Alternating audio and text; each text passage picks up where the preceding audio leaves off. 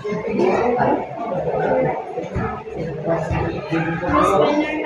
please say the prayer?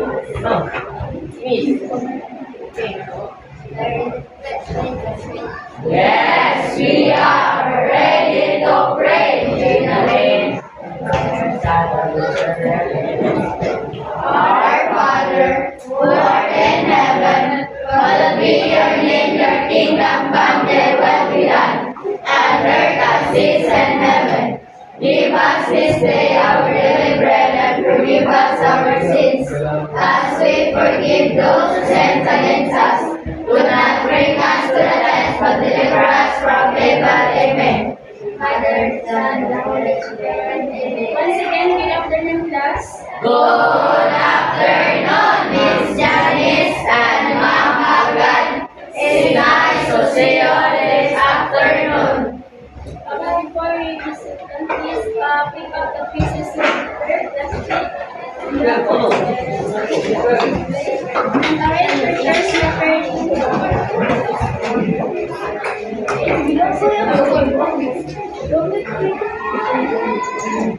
Now, before we start our topic, I want to show you our classroom rules. First is respect, No rules. Follow direction. Honesty.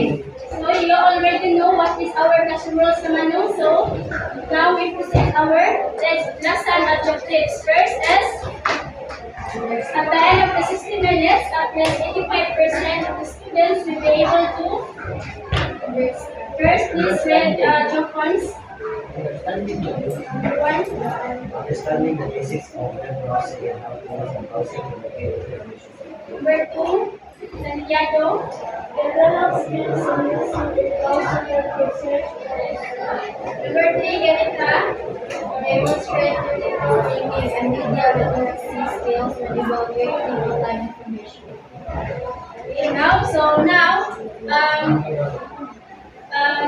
I want you to show you one person, then you can all you need to do you need to identify kinsa ning tawhana, ha? Kisa William ha?